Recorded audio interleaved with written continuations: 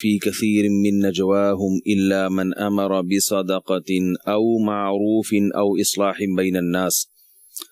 ومن يفعل ذلك ابتغاء مرضات اللہ فسوف نؤتیہ اجرا عظیما۔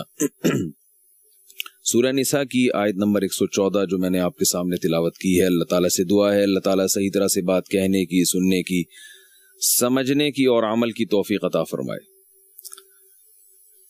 ان آیتوں میں اللہ تعالیٰ نے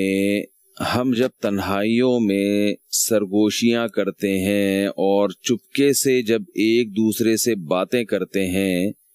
تو کس قسم کی باتیں ہوتی ہیں ان کا تذکرہ اللہ نے ان آیات میں کیا ہے۔ دیکھیے، اسلام یہ نہیں چاہتا کہ معاشرے میں فساد پھیلے۔ قرآن میں جگہ جگہ اللہ تعالیٰ کے ارشاد ہے کہ اللہ زمین میں فساد کو پسند نہیں کرتا۔ تو ظاہر ہے جب اللہ فساد کو پسند نہیں کرتا تو ہر وہ چیز جس سے معاشرے میں توڑ پیدا ہوتا ہے، فساد پیدا ہوتا ہے، اللہ اس کو بھی پسند نہیں کرتے۔ معاشرے میں توڑ کا ایک بہت بڑا ذریعہ ہے ایک دوسرے کے خلاف ایک دوسرے کو ورغلانا، نیگیٹیوٹی کو فروغ دینا، منفی باتیں کرنا۔ ایک شخص کے عمل کے 10 مطلب نکل سکتے ہیں، آپ اس میں غلط مطلب لے کے جانا، اس کی بات کا صحیح مطلب بھی نکل سکتا ہے لیکن آپ غلط رخ پہ لے کے جا رہے ہیں اس کو۔ تو یہ چیز چونکہ معاشرے میں فساد کا ذریعہ بنتی ہے اور اس قسم کے فسادات والی باتیں نجی محفلوں میں زیادہ ہوتی ہیں، تو ان آیتوں میں اللہ تعالیٰ نے اس عمل سے بچنے کا حکم دیا۔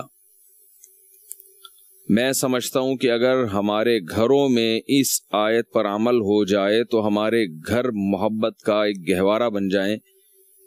اور سکون کی جگہ بن جائیں۔ فرمایا لا خیر فی کثیر من نجواہم، لوگ جو سرگوشیاں کرتے ہیں، کان میں بات کرتے ہیں ایک دوسرے کے، ان کی باتوں میں خیر کا عنصر کم ہوتا ہے، اللہ سوائے ان لوگوں کے، سوائے ان باتوں کے۔ وہ باتیں کیا ہیں وہ میں بھی آپ کو بتاتا ہوں، لیکن پہلے میں اس کو تھوڑا واضح کر دوں کہ سرگوشیوں میں اکثر منفی سوچ کو کیوں پھیلایا جاتا ہے۔ دیکھیے، انسان کی فطرت ہے کہ جب وہ کھلی محفل میں بات کرے گا، کھلے عام لوگوں کے سامنے بات کرے گا تو اچھی اچھی باتیں کرتا ہے، عموماً کبھی کبھار اس کے خلاف جاتا ہے، لیکن بھری محفلوں میں باتیں اکثر اچھی ہوتی ہیں۔ جیسے میں دیکھیں نا ابھی کتنی اچھی باتیں کر رہا ہوں آپ کے سامنے۔ تو بھری محفلوں میں جو باتیں ہوتی ہیں وہ تو سب اچھی ہی باتیں کر رہے ہوتے ہیں، بدنامی کے ڈر سے، اور ظاہر ہے کوئی بھی نہیں چاہتا کہ میری بے عزتی ہو، مجھے بدنام کیا جائے، تو اکثر بھری محفلوں میں پازیٹیو باتیں زیادہ کی جاتی ہیں، تعریف کا عنصر غالب ہوتا ہے اس میں۔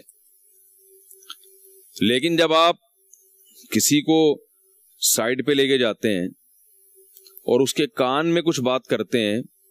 تو اس طرح کی باتوں میں اکثر منفی بات، کسی کی غیبت، کسی پہ بہتان یا کوئی بھی لڑانے والی بات ہو رہی ہوتی ہے۔ میں اکثر لوگوں سے کہتا ہوں، یار جب کوئی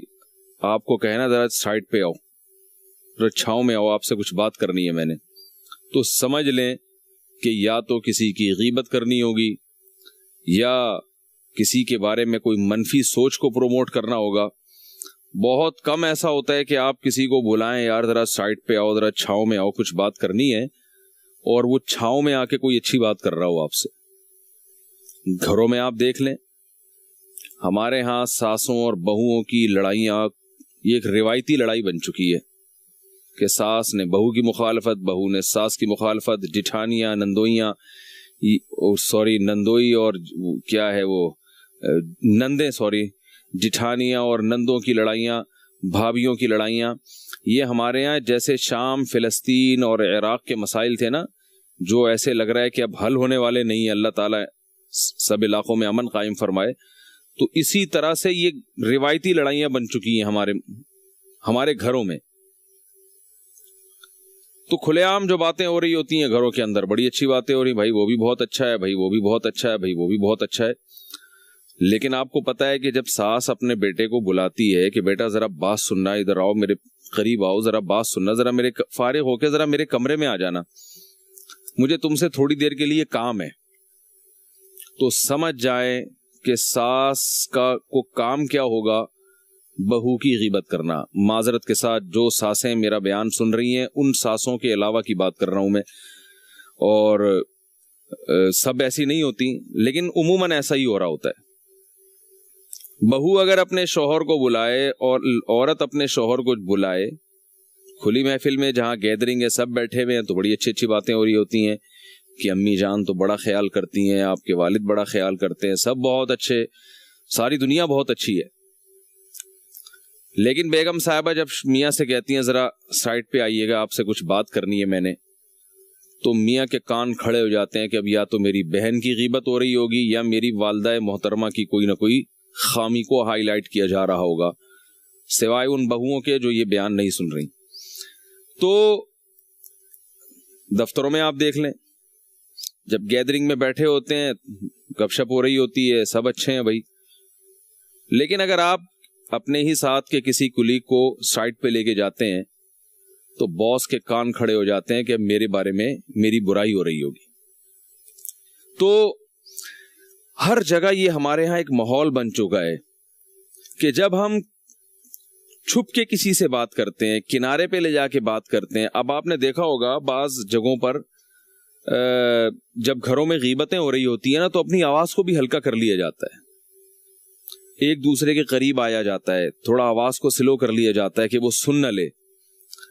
تو اللہ تعالیٰ چونکہ انسان کی فطرت سے واقف ہیں، اس لیے اللہ نے فرمایا لا خیر فی کثیر من نجواہم، فرمایا تم جو زیادہ تر